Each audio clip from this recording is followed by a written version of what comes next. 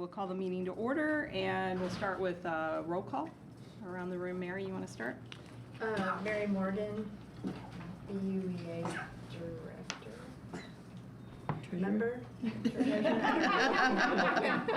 What hat are you wearing today?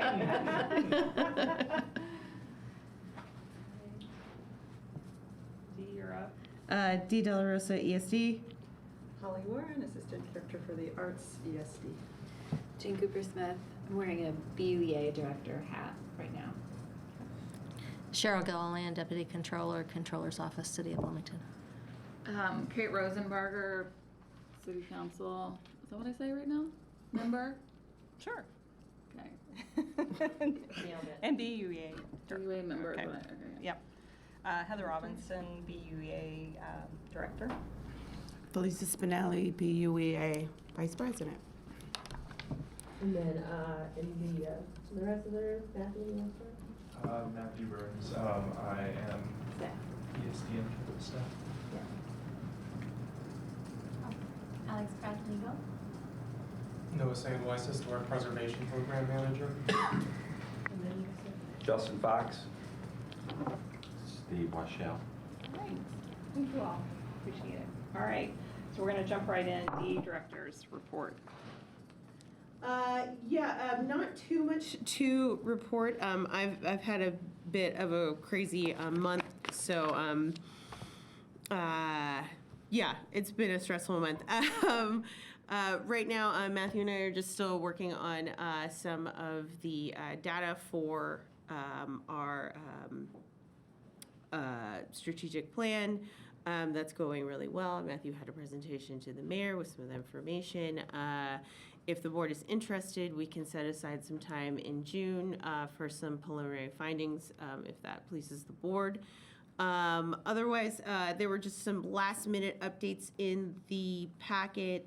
I added a page that has a summary of the outgoing payments as of May 8th. And then a summary of the income up to May 8th, or from February to May 8th, as we're only doing the financial reports for January, so it's just a little bit easier to just look at and get through. So that's really all I have, unless the board has any questions about anything, and if there are any updates you'd like. You're in the middle of EZID compliance and receipts. Yes, that is a lot of bandwidth. Oh yeah, the thing that I was on the phone about all day today. Yes, we are in the midst of getting the EZIDs, checking the compliance, working with Stowe Municipal, and making sure that everything is up to snuff. I think at this point we have about 4 or 5 companies that have submitted their EZID forms. The deadline for that to submit forms is May 15th. The EZ2 and the payments are due May 15th, and then their state forms are due June 1st. Really happy that we have Stone on board for this, because there are definitely some things that we're looking over where it's like, oh, maybe this form needs to be simplified. Maybe there are some improvements that we can make on our end to make it easier for the businesses to be in compliance. So, I think that's it, unless you guys can think of anything else. I don't know. Just running around like crazy. About the easy, I know that I'm lost with the name right now. The company about Catalan. Catalan, yes. Mm-hmm. Are they on board? So right now, we are still, we have corrections made. I am still speaking to the county to make sure that all of those corrections are finalized and we're done, so they can take care of last year's and this year's. So they will be contributing a participation fee for last year and this year. They did pay last year, but I think that there needs to just be an adjustment on that payment. So yes, the next thing is, once all of that changes over to Norvo Nordisk, we'll have to figure out how that works out. But right now, we're just dealing with Catalan because we work a year behind. So it's 23 pay 24. Okay. Good job. Thank you. And when you say this year, so is it 24 pay 25, or when you're talking about last year and this year, so actually, okay, so there will be a payment in '25, Yes. okay, as well. Yes, because the closing Yes. is slated to take place at the end of the year. Okay, So I would think they would be eligible for this tax season. I mean, it depends on when the closing happens. I think. okay. All right. Okay, good deal. All right, great, thank you. Any other questions for Dee or whatnot? If not, we will move on to the January financial report. Cheryl? Yes, so January, very, very mild. If you look at your profit and loss statement for January, $8,391.50 was earned during January, and that was derived from banking interest in the amount of $8,045.56. $102.16 came from your RRF loan late fees. $243.78 came in from RRF loan interest. You had no expenses in January. The CD interest total was $203.45. So your net income was $8,594.95. If you switch over to your balance sheet, your total checking and savings balance at the end of January was $2,894,194.89. And that was derived from your First Financial account in the amount of $2,366,855.70. German American balance at that time was $217,968.58. IU Credit Union was $429.34. And People's State Bank was $104,941.27. So your combined total assets on January 31st was $3,077,839.12. So when you put all that together and move it over to your budget versus actual sheet, again, you'll see the $8,391.50 of income listed, which is only 1.6% of your $538,569 income budget. And then, of course, zero on your expense side, and your budget for 2024 on expenses is listed at $510,500. And next month, we will have everything updated, since I'm over COVID and I have all the statements now. So I apologize for the delay. From 2024, huh? Yes. All right, great, thank you. Any questions for Cheryl? Or any comments on the financial report? Okay, hearing none, do we have a motion to approve the January financial report? So moved. Do we have a second?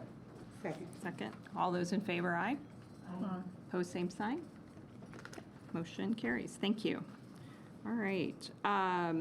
We're going to hear about arts grants. Holly. Yay. I'm Holly, Assistant Director for the Arts for the City of Bloomington. As part of that role, I'm the staff liaison for the Bloomington Arts Commission, and the BUEA for this year generously gave us $50,000 to spend on zone art grants. So this is really supposed to be focused on arts activities that happen within the zone or impact residents of the zone. So super exciting. We tend to each year use the BUEA's chunk of money for two of our grant cycles. One is the operations grant cycle, which we're actually going to open next week, and that's specifically for 501c3s that have arts-based activities. But the one I'm recommending funding for today is our arts project grant cycle. So again, these are grant funds that we give to folks who are doing really big public-facing arts projects in the community. This can be individual artists, it can be art groups, it can be 501c3s, but it's supposed to be like a singular or event or something that has a beginning, a middle, and an end that hits as much of the public as it possibly can. And so I work with the BAC. After we receive all these applications, we evaluate them based on quality, ability to actually carry it out. Do we know these folks can actually do it? And then we vote and we decide who we're going to give money to. And then after we do that, I look through all of those grants and ask myself, which one of those activities are happening in the BUA? And so that's what you see here. So we got 49 art project grant applications. We're awarding roughly 38 in all, but 17 of those projects will take place in the zone. And you can see those in the packet here. And so it's 17 arts grants. We're recommending funding a total of $21,950. I'm happy to just run through these 17 groups really quickly if you want me to do that. I'm super excited about it and happy to brag, but I also don't want to waste your time. I know you got a lot to do today. I think a quick overview would be nice since we're voting on the money. I know we have a presentation from Fox, but if you can swiftly get through that, that would be great. Yeah, no problem. So Bloomington Buffy Prom is a group of local artists, and every year they produce an annual kind of music festival. It takes place at the Eiffel, which is in the zone, and they support local musicians to form bands and like do cover songs. This year, they're also doing an art exhibition at the Eiffel as part of this, and they're doing an art exhibition based around a conversation of body autonomy. So it's going to be a really cool, interesting, impactful event. And then Bloomington Fine Art Supply is a new store that's just opened across the street from FAR. They are doing amazing work. This came at such a serendipitous time because another go-to art supply shop in the community had just closed. So Heather Farmer, who runs this place, is really filling a gap. And she really sees this not just as a fine art supply store, but as a community gathering space. So she's hosting all kinds of different classes there, and she's asking for funds to do Spanish lesson classes for the arts. So super excited about that. We've got a couple of cool new up-and-coming theater groups in town who are doing productions at the Waldron. So one of them is a group called Off Night Productions. They're doing a performance of Steel Magnolias, so we'd like to fund them. And then our old go-to WFHB, also next door to the Waldron, technically in the Waldron, they're going to do their annual Block Rocker this August, and in that they have a free festival. It's on the street, it's on 4th Street right in front of the Waldron, kind of between the Waldron and the 4th Street Garage. And they bring in lots of really cool regional acts, and it's just a great time. I had an amazing experience there. One of the performers is a woman named Amy O, and she's a great local musician, and she also runs Girls Rock Bloomington. So when she performed, all these young girls ran to the front of the stage and just like watched her with such awe. It was just this magical moment of just a local community member just like inspiring the next generation. So that's the kind of work that WFHB Block Rockers does. So that's why we're recommending funding for that. Huner Amin is an amazing local artist who's doing a project that involves light boxes that he puts his fingerprints on as kind of a way to express lives lost in global conflict. And so we'd like to fund him being able to produce more of these works to show at an exhibition that he's gotten at the Waldron Arts Center. Urban Deer Performance Series, I just started going to see these guys. They do really cool experimental jazz. You can see them at the Back Door, at you can also see them sometimes at Backspace. I've seen them at Call and Response at the Block House. They're just doing really cool stuff. And they've also started expanding into visual art forms as well. So they'll do live music accompanied by projections. So they're doing really, really cool stuff. And just want to encourage people to keep pushing the limits like that.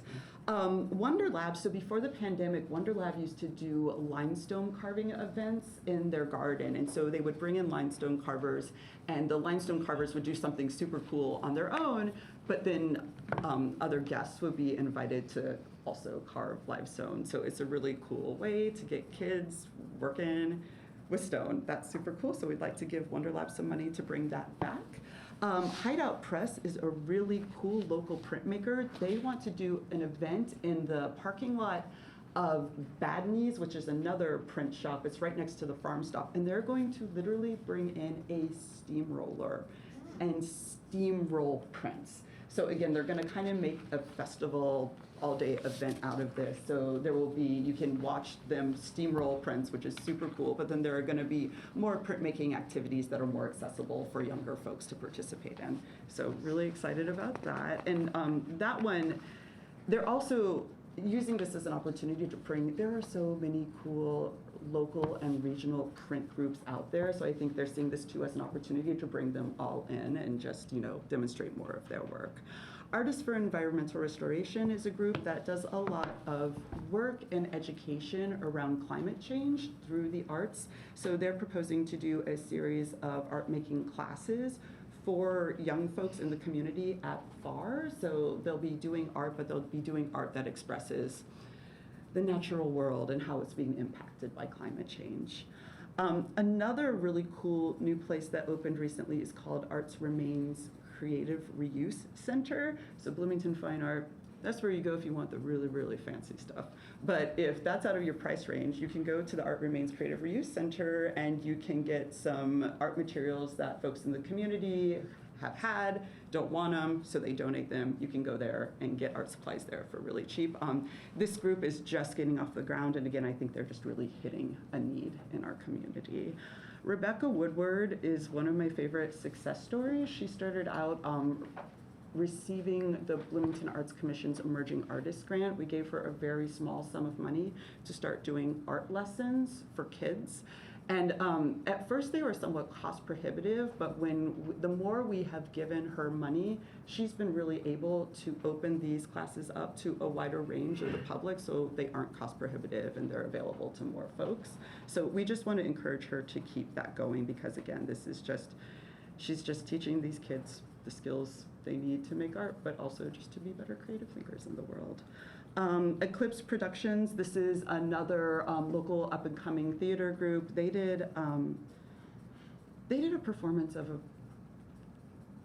something I'm blanking on now, but it blew people away. And so they are doing a streetcar named Desire. You might have seen the posters for that, but I'm really excited to see that type of just thought-provoking theater come to Bloomington, so we'd like to give them some funds to do that. Rose's Midwest Art Gallery. This is an art gallery that really caters to emerging artists and emerging musicians, and we want to just give them funds so they can keep their door open and book local musicians to just have a space that young folks can go. Redbud Books, you might have heard of, they also just opened. Their book selection is it looks like my bookshelf at home. It's awesome.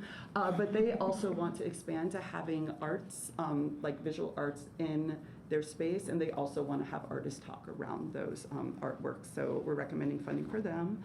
FAR Photo Review is actually this really cool program that our colleague Chaz Moniger runs. So this is a group for folks who are interested in photography. They just get together like a couple times a month, and they just talk about each other's photographs. And once a year, they have an exhibition of their work at FAR. And so the funds for this will go to be able to print these individual artist participants' photos so they can be displayed. Printing this stuff is not cheap, so we really recommend just keeping them going. 2 more to go. Thanks for listening. Music Industry Creatives is actually, they are a student group based in IU, but they also recently registered as a 501c3. They are really committed to just giving professional development opportunities to students to learn what it's like to work in the music industry, but they also work with local musicians if they need help recording and things like that. What I love about this group is they are very committed to bringing their services and their booking to the community. So Burning Couch Festival is a festival that happens at Switchyard Park, and they bring in local and regional bands to perform. There are also food trucks, and there's an art fair. It's really cool, and again, it's just a really good way for these students to learn more about the industry by actually programming a thing, not just for campus, but for the entire community. Really happy to support things like that. And then finally, Carrie Weaver is an individual artist who makes these crazy, like, puppets. They're super cool, and she's going to use these puppets to create an immersive experience in the Backspace Gallery, which is the gallery that's behind Bonfett.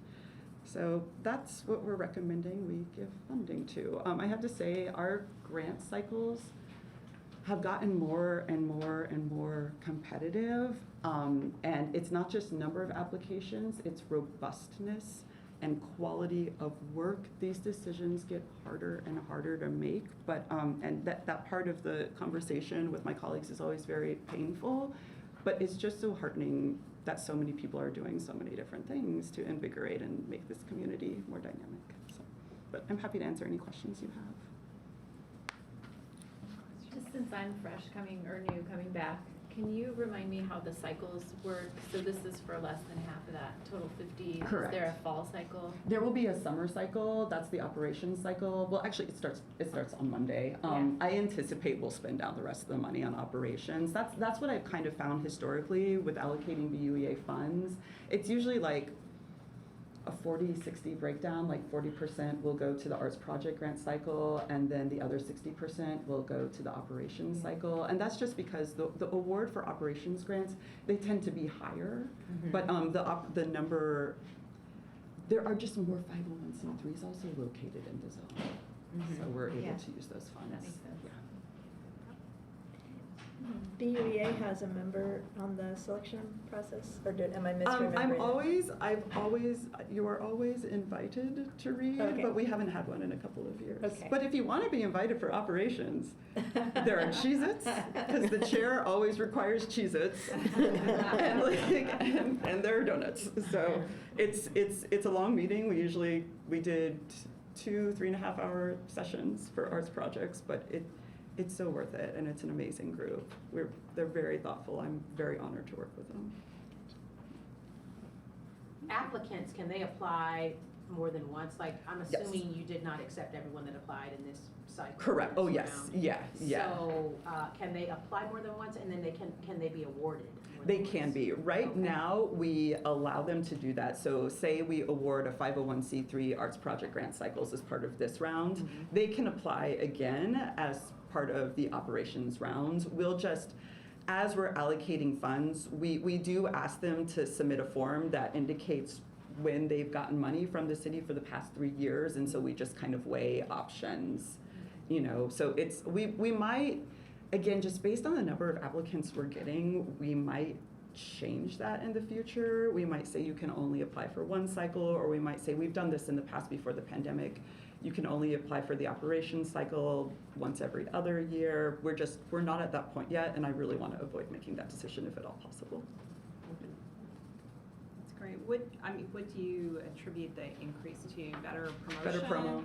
Better Better promotion promo. about the Yeah, events? yeah, I think we're just doing a good job getting the word out there. Yeah. Fantastic. Is there a place we can go to find like links or something to like all of these happenings, I guess? Like I would love to That's a great push question. them places. Yeah, 'cause I'm like, I want to go to this one, I want to do that. Right now, no. We are working on it. We've been working on this for a long time, so I'm sorry if you've heard this the entire time I've been in this role. So I'm working with Indiana University to develop like an artist resource platform where like all events like this will be listed. We're gonna launch a beta version of that in a few months, but the full version of it that will be accessible to the public won't be live until closer to the end of the year. But we are working on that. I think that in my mind kind of goes hand in hand in promotion. Like having Chaz come on and like do promotion for us has just, it's been a game changer. And I think, so we've gotten really good at getting the word out about like opportunities, and I think we're still getting there with our teeny tiny staff of like making sure everybody knows everything that's going on all at once. There's also so much going on. It's exhausting. But what we generally do after we award grants is we'll release a press release, Okay. and it will like list all of the things, and we can hyperlink to that so Oh, folks okay. can like, Yeah. yeah. But that's another thing that's incredibly satisfying about this. You give this money away, and then a month later you find yourself torn between going to 4 awesome events that you helped fund. So. That's fantastic. Well, thank you. Thanks for that great overview, Holly. I would say the creative spirit is alive and well in Bloomington, based on all of these grant recipients. So are there any additional questions before we vote on approving this? No one else? Okay. Do I hear a motion to approve the expenditure $21,950 for the grants presented to us today? Motion approved. So we have Second. Second, Mary. All those in favor? Aye. Aye. Same sign opposed? Okay, motion carries. Thank you, Holly. All right. Fantastic. All right, we have a special presentation today from Fox Property and Development. We're going to hear about a proposal for building upgrades, facade Sure. changes, and so forth. So it's 109 or 111 West 4th Street. You guys may know it as the Best Taste Asian Restaurant. I bought the building because I saw the 1912 photo that I think you guys have in your packet, and it really inspired me and motivated me to just bring it back to that. I've currently started having the stone carved. The window and everything that goes in that arch piece is being designed and made by Colby Windows out of Wisconsin. There's gonna be a clay tile roof. We did do some research with Bill Coulter, who gave me great information about the building. So it's gonna be a clay tile roof, all new limestone, new windows. The restaurant is staying. So when I bought the building, they had just signed a 5-year lease. So I'm not doing this to raise any rent, to get any more density. It's just to make the building look great. I'm asking for the $10,000 grant on the facade in the front, and then a $10,000 grant on the alley side. If you look onto the right, you see the World Courier sign. That's actually covered up by Serendipity or the Moose Lodge or Bullwinkles, whatever you would call the building from your era. I want to recreate that sign on the alley side, which has tons of pedestrian traffic with the back door and the blockhouse, Bunker Robertson. There's a sidewalk there. Light it and restore that side also. So it'd be the complete face of the building and the alley side with that sign recreated, lit and plaqued on the alley side. So what's the orientation of the building today? So if we're looking at the arch, is that facing 4th Street or is the sign, I guess I'm trying to orient myself for the buildings. So if you look at that building today, it looks nothing like that. That arch Right. isn't even there. Not But even that is there, yeah. facing north. I have a photo if I could airdrop it or something, but if you look at the restaurant today, it's stucco. Is there one in this packet? There is the middle picture, it's like of the alley and then. On the application, I think she sees Get the that. application, yeah. So those are some of the other buildings by the same architect. I don't think so. Oh, it's, Right, those are a lot of other John Yeah. Nichols buildings. Just a second, I'm looking through the application. Yeah, there's pictures oh, in the yeah, application. it's in the application, it's like the second page of the application. As a matter of fact, yeah, second page has a shot that shows both the primary elevation on 4th Street as well as the, Oh, got you. So in the actual, Facing. okay. Sorry, give me just a second. I thought I saw it in the little icon.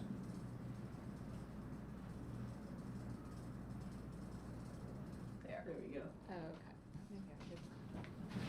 It might be, I don't know if it's down. If I could. Sorry, I'm not used to doing this in Adobe. Darn, too much paper. Oh, here we go. Got it. Okay. So you can see there's no arch, there's stucco. The stone is not original. And the dormer is missing, The right? dormer has completely been redone. That'll be reframed to match how it was originally. Or, So I think this side is the second side I'm speaking of with the red paint and the stucco. That would all be ripped off, retuck pointed, have that World Courier sign scaled out, hand cut, put on that side, lit, and then maybe a plaque about the renovation or about the building as it was originally.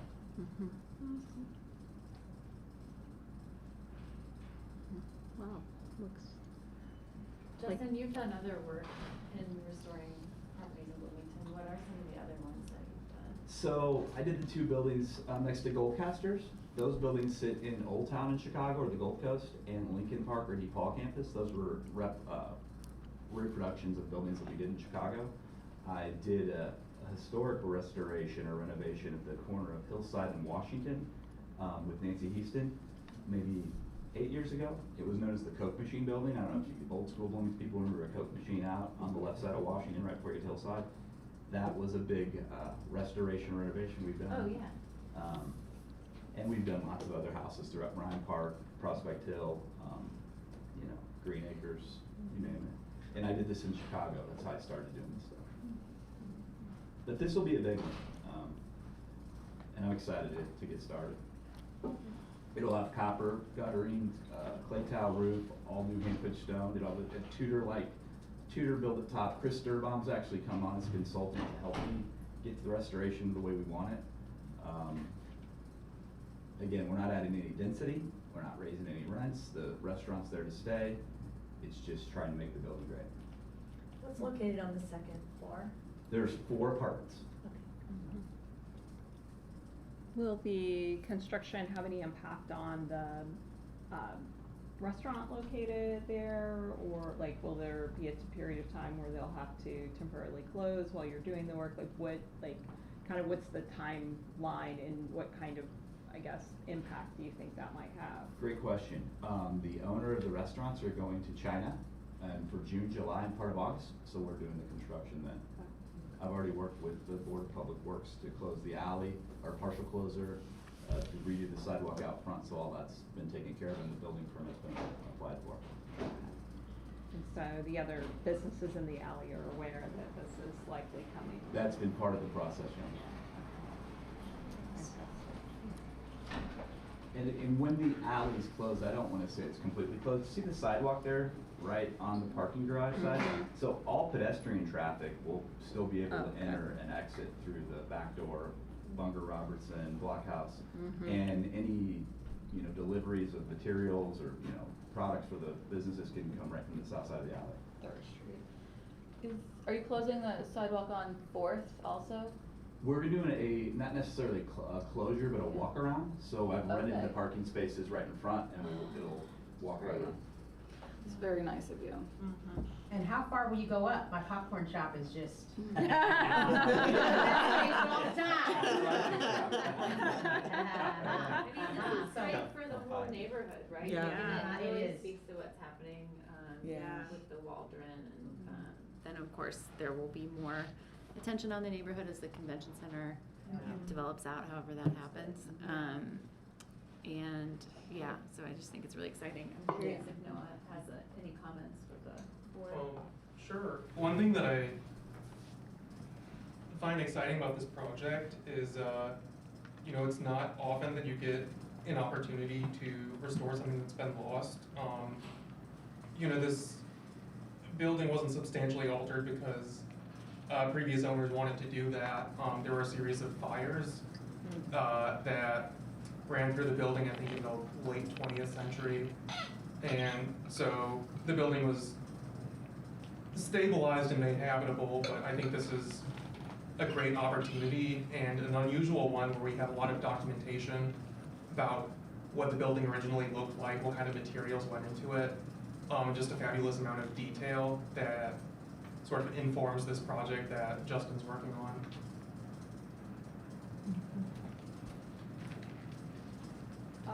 And Dee, just to confirm, the Historic Preservation Committee this has been approved by HPC. It's really just up to the board to sign off on distributing funds from the BUEA. Okay. All right. And I assume that the business then is excited about having the updates for the building, and it'll bring more attention into their business and so forth. Also, I do want to say, I do want to commend you for not raising rents, moving people out, making any changes, and just really doing something good for the area and for the city. Much appreciated. Yeah.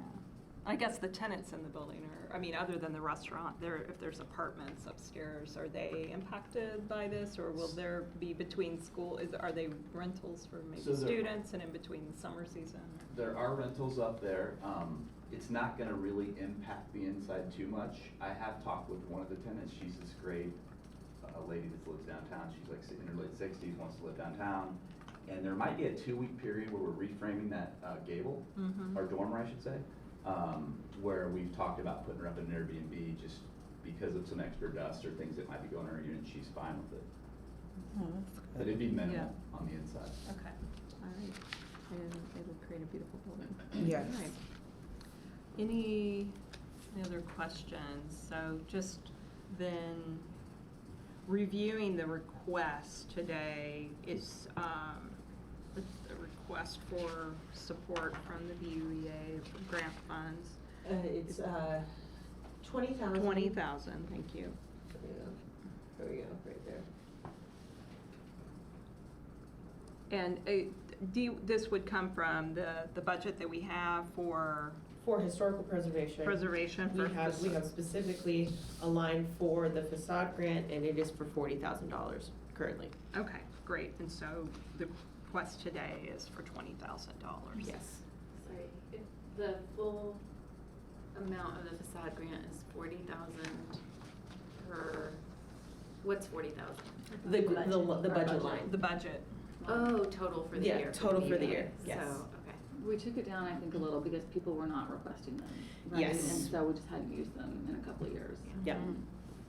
Yeah, so we did had some unused funds last year. All right.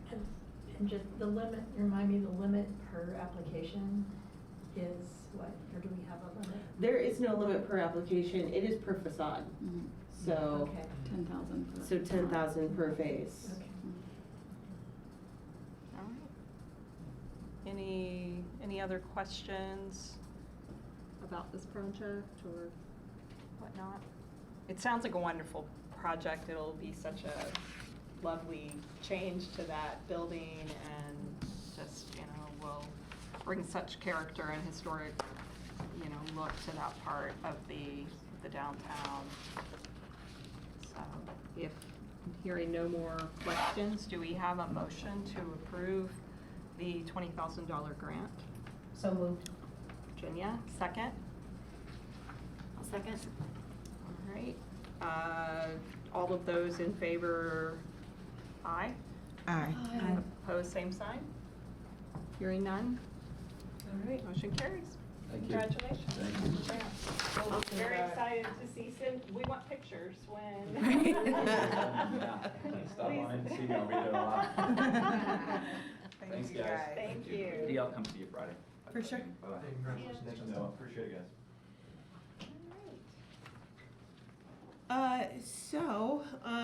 Moving on, we have another historic facade grant application. However, after speaking with Heather about kind of what we want to do with the budget, because we want to keep everything as balanced as possible and keep enough funds available. The Second Missionary Baptist Church is looking for funds to replace their roof, and this can fall under historic facade. However, we thought it would be a better fit for it to be under the Business Building Improvement Grant, because Business Building Improvement does cover 501c3s, and we have not exhausted those funds as of yet. I think that putting another $10,000 in the historic facade budget line might make it run a little close if we get another great project like this. And I'd like to be able to keep as many funds in there. I don't know if you guys got a chance to kind of look at that application, or if anybody has any thoughts on that, or. So can you remind me what the limit is? Like, how much could they receive under each of those programs? Is it a different award amount? So it is. So we recommend, as staff, we recommend $5,000 per grant in those those newer improvement grants. However, it's to the discretion of the board. Yeah. Also, I think that it's possible that there may be parts that can fall. The other part is that with some projects, like with Wonder Lab last year, they asked for $12,000, but the project that they were doing fell under two different categories. So instead of exhausting one line, we were able to break up the grant monies and not, not tip the scales one way or the other. So this is kind of the same approach I want to take to this, instead of just exhausting historic facade, because Noah is doing a great job of getting some projects in there and getting them through HPC And I'd like to be able to, get a few more people some help in that tract. Especially because historic facade is so very precise that like sometimes that's the grant you have to go for. And it might fall under building improvement, it might not. And vice versa. So I think that, if we can keep this available for certain projects, I don't know, that's just my thought on I it. think that makes a lot of sense. Yeah. I guess I just, in both cases and for different reasons, I wish there were more money on the table for these projects because in the previous building, it's a pretty significant cost. I think it's $400,000. Well, yeah, there's the budget. It's $400,000 total, and $20,000 makes a dent. But this is really benefiting the community, and I could just see making a case for increased funding outside of the context of, budget notwithstanding. I understand we budgeted a set amount of dollars, and then for this project, it's a little different where their budget's way smaller. This represents a much larger percentage of it, but in my view, it's a really precious building to Bloomington, and that it's been just the roof that has housed one of our few historically Black churches. It has such a key role, and I'm assuming that there are not extra dollars in their budget for things like this. So I really appreciate that they're only asking for 10,000, but I'd just be curious what that genuine need looks like. Yeah. And I wouldn't, yeah. Anyway, those are just my broad For sure. feelings. The other part about this is that there's nothing at this juncture that says that they can't apply for the business building improvement grant and the historical facade grant.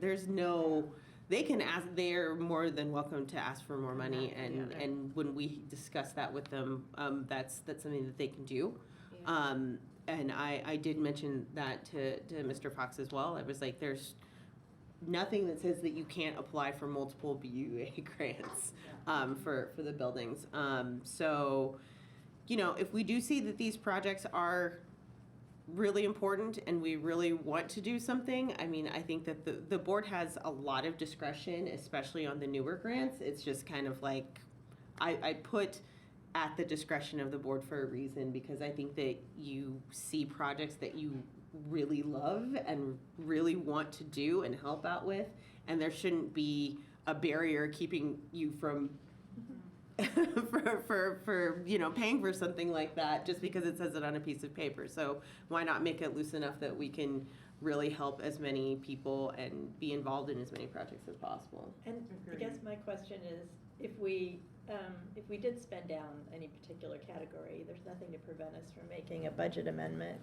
There is absolutely nothing that can add to that later in the year. Yep. So we don't really need to be thinking about like, oh, if we spend it down and it's May, we don't have any other options. So Yep. that's okay. That's totally fine too. And it seems like every business and organization at this point is looking in need.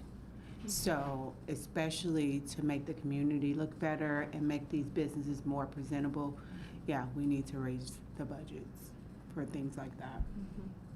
So I do wonder, though, I'm thinking back on the requirements, at least as they are written for the business project grant. If I'm remembering correctly, there is at least a 50% amount that the business needs to match. So if it were a $10,000 project, they would need to $5,000. So here they're actually double that, and so they are bringing. So I think that is, at least from how things are written now, if we wanted to potentially support with greater amounts for projects, we need to be mindful that as the guidelines are written right now, we would have to, revisit that, because that would be then out of compliance with what those have established. But based on what is being requested today for the church, they're certainly well within what the guidelines are to request $10,000. That all makes a lot of sense. I was just thinking that one other way to frame it that might make awards less susceptible to bias would just be to tie it to the increase in construction costs over the last however many years since we've increased Yeah, the for sure. funding amount. Everything has I don't know gone when up. that Yeah. was increased last, but I don't know that it's been increased since I've been working yeah. with the BUA, and that's been at least 3 years. Okay. Anyway, something to think about. Yeah, inflation definitely played a part on that market as well. Yeah. Okay. All right.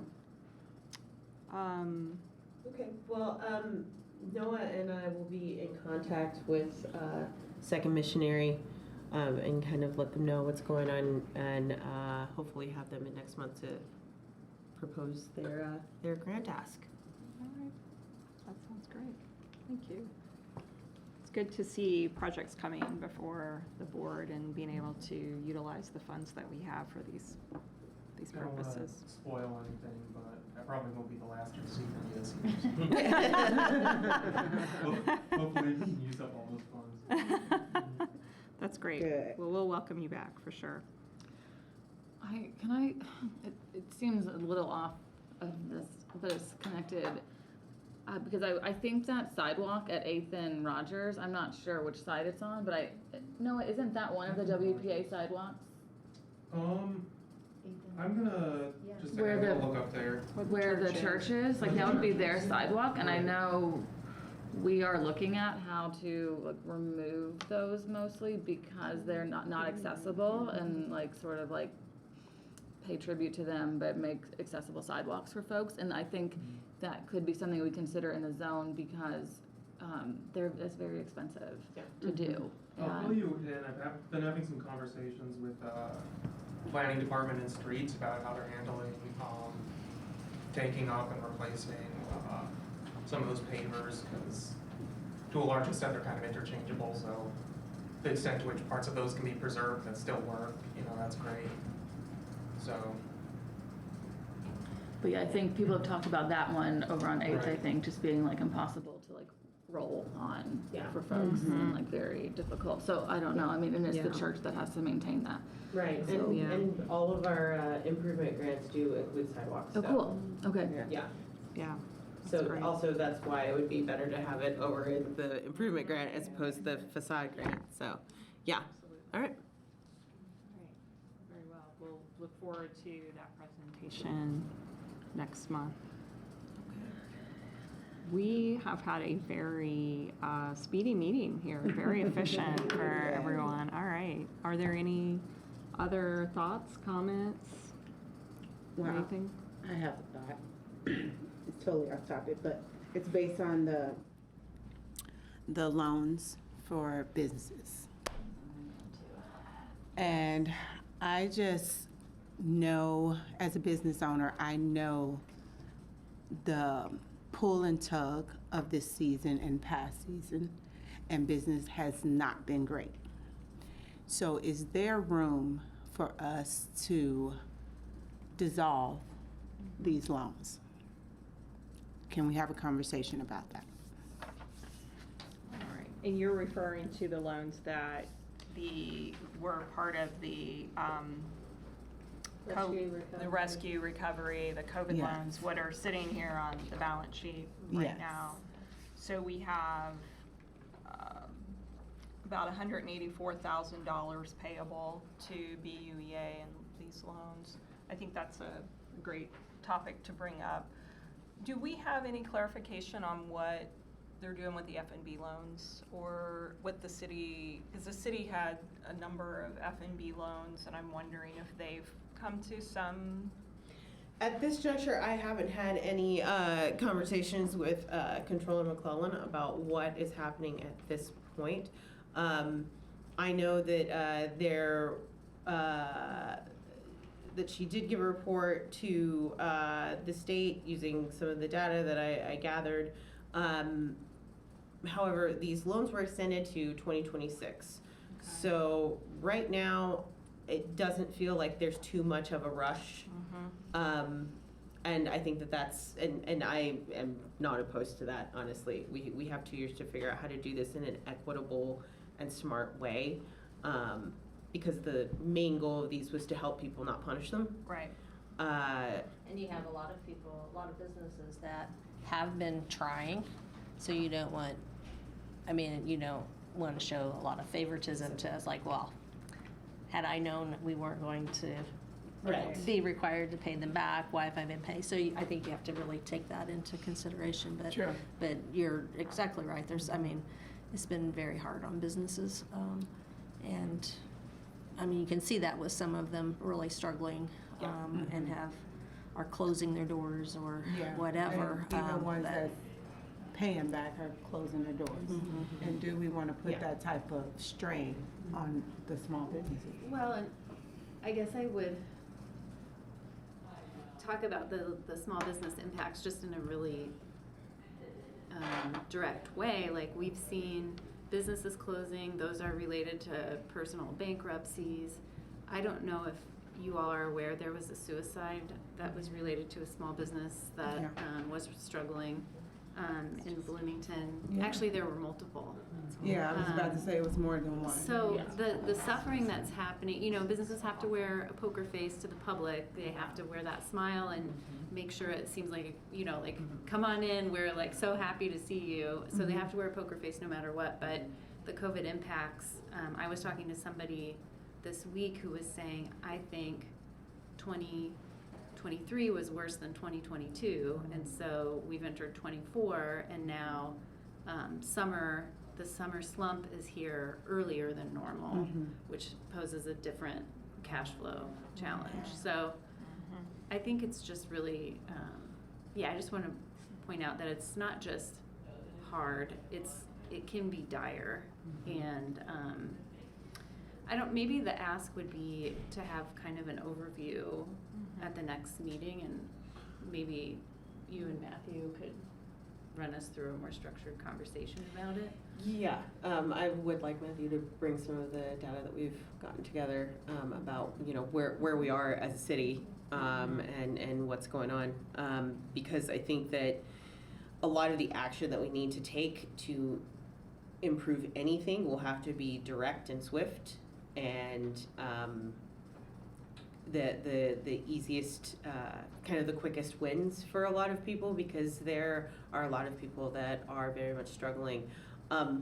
Aside from the for-profits, I think that the board should definitely consider forgiving any nonprofit on this list.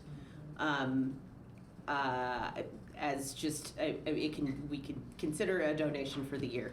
But at this point, and being a 501c3 ourselves, we are in a very fortunate position to be well-funded, and any, specifically like Big Brothers and Big Sisters, I'm sure that they could use the, I think, $25,000 that they still owe us, instead of having that sitting on their books. So I would like for the board to think about some of those 501c3s and forgiving them, because regardless of what the city ends up doing, we have the power to do that. We have the power to forgive any of these, honestly, but it's something to take into consideration.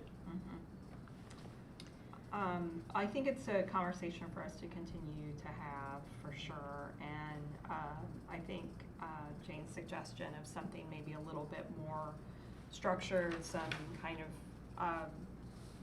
analysis, if you will, of the businesses here, and because we are still within the payback period until 2026, that does also give us an opportunity to formulate some approach to addressing this. At least we aren't under the gun to have something done in 60 or 90 days, but I think that it's a conversation we should continue to have and have some kind of determination on this for perhaps, I think, this year, so that we can share that with those that are here, those that are struggling, what those outcomes will be and whatnot. So thank you for bringing that up, and I think we'll continue the conversation. I think you could also consider some of the ones that are continuing to pay, who have continued to pay, reward them.